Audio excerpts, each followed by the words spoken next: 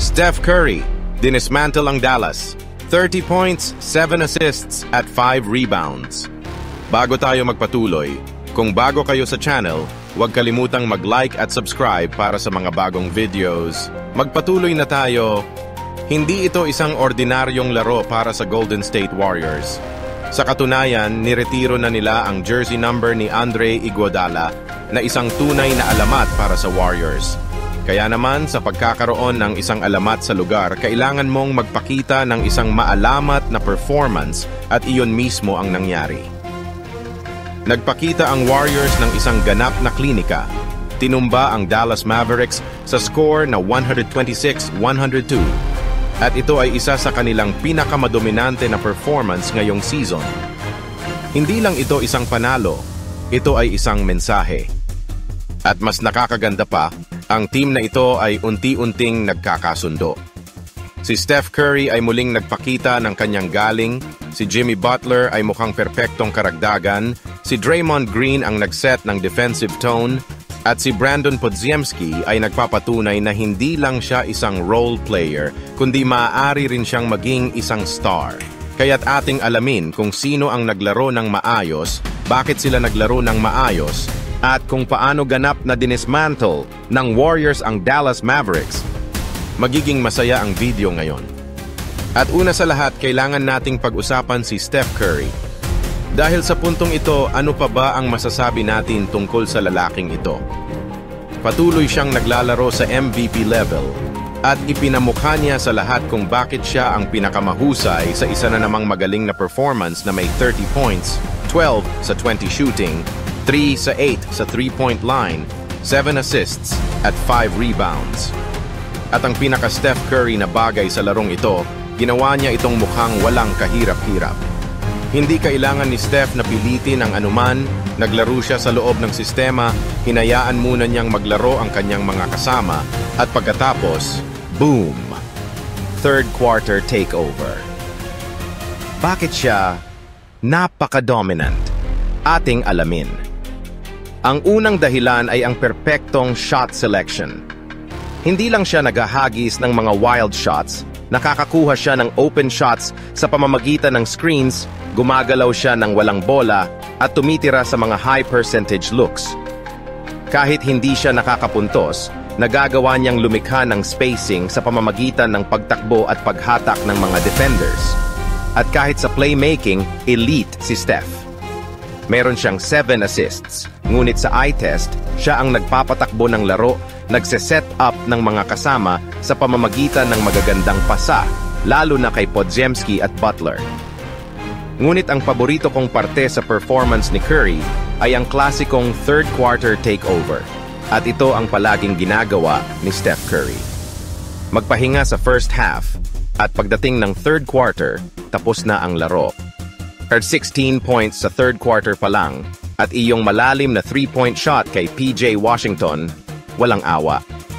Ginawa niya ang night-night celebration bago pa man bumagsak ang bola. Ganap na kumpiyansa. Ito ang dahilan kung bakit napakamapanganib ang Golden State Warriors. Hindi kailangan ni Steph na buhatin ang team sa buong 4 na quarter, maaari siyang pumili ng mga tamang sandali. Nakakatakot ang team na ito. At ilang laro pa lang ang nalalaro ni Jimmy Butler sa Golden State, ngunit mukhang matagal na siyang narito. Nagtala siya ng 18 points, 5 assists, 3 rebounds, 8 sa 8 sa free throw line, at dinala niya ang eksaktong kulang sa team na ito.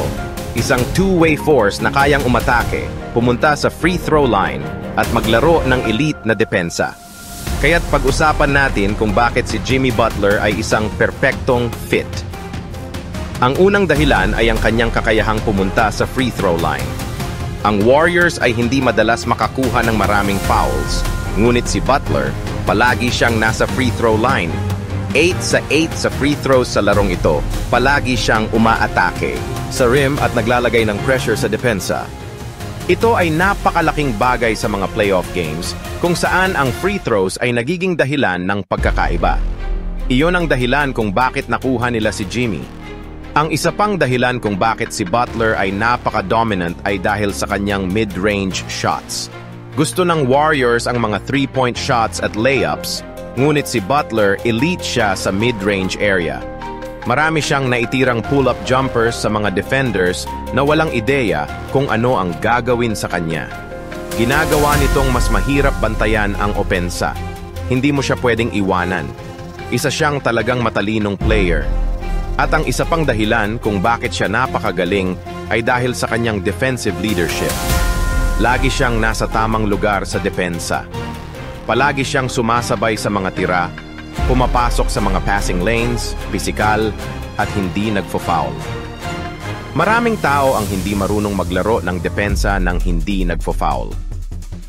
Iyon ay isang malaking bagay.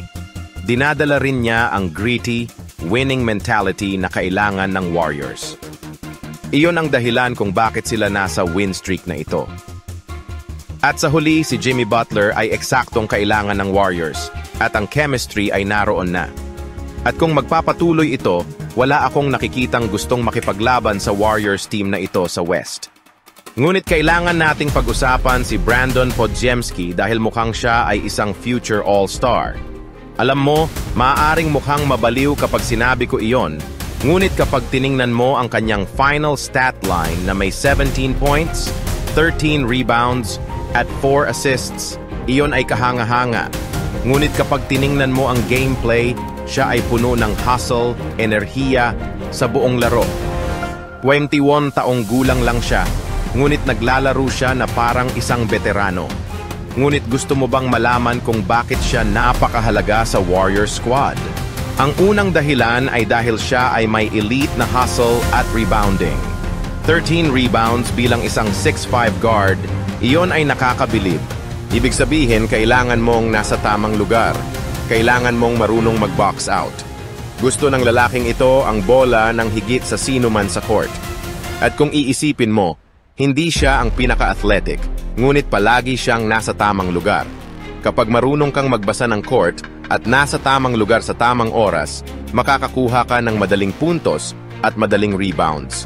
Ito ang dahilan kung bakit hindi niya pinipilit ang mga tira. Hinahayaan niyang dumating ang laro sa kanya sa pamamagitan ng perpektong cutting, spacing, at passing na umaayon sa sistema ng Warriors. Ito ang dahilan kung bakit gusto siya ng Warriors. Nakakita sila ng isang gem at siya ay magiging mas magaling pa. Ang isa pang player na nag-step up ay si Draymond Green. Ang kanyang stat line ay maaaring hindi mukhang sobrang galing, ngunit para sa akin, ito ay kahanga-hanga pa rin na may 13 points, 6 assists, 4 rebounds, 2 steals, elite na depensa sa buong laro. Siya ay isang defensive leader. Siya ay isang playmaker. At syempre, isang emotional anchor. At ang dahilan kung bakit siya napakahalaga sa win streak na ito ay dahil siya ang nagseset ng defensive tone. Ang Warriors ay nagpahawak lang sa Dallas sa 102 points at si Draymond ang tumatawag ng mga coverage, gumagawa ng switches at nagdidirect ng traffic. Isa rin siyang playmaking genius na may 6 assists at hindi pa kasama dyan ang hockey assists. Maganda ang ball movement sa buong laro at ang pinakagusto ko sa kanya ay ang kanyang enerhiya at intensity. Kapag si Draymond ay focused, ibang level ang laro ng Warriors. Ito ay isang klasikong Draymond performance at ito ang dahilan kung bakit mukhang contenders ulit ang Warriors. Kaya't ano ang natutunan natin sa larong ito? Una, hindi na kailangang gawin ni Steph ang lahat at iyon ang gusto mo. Si Jimmy Butler ay nagpapalakas sa kanila, lalo na sa depensa. At si Podziemski ay ang tunay na deal, guys. Nagkaroon siya ng masamang simula ng season ngunit nagbago na ito at naglalaro na siya ng napakagaling. Si Draymond Green pa rin ang puso ng team na ito. Hindi kailanman magiging Warriors ang Warriors kung wala si Draymond. Hindi na ako makapaghintay na mapanood ulit si Moses Moody na maglaro. Sobrang efficient ng Warrior na ito. Pati na rin si Quentin Post. Grabe, ang gagaling na talaga ng mga laro ng mga players na ito. Bagaman kailangang lumaban ang Warriors para makapasok sa playoffs, mabuti na mayroon silang adversity sa simula ng season at natatagpuan nila ang kanilang groove malapit sa katapusan ng season upang tulungan silang makapasok sa malalim na playoff run. At sabihin ninyo sa akin kung ano ang iniisip ninyo. Bumalik na ba ang Warriors At mayroon ba silang pagkakataon na makipagkompetensya sa playoffs ngayong taon? Kung nagustuhan ninyo ang video ngayon, siguraduhing i-like at i-subscribe. Salamat sa panonood. Kung nagustuhan nyo ang video, huwag kalimutang mag-like at subscribe para sa mga bagong videos. God bless sa lahat.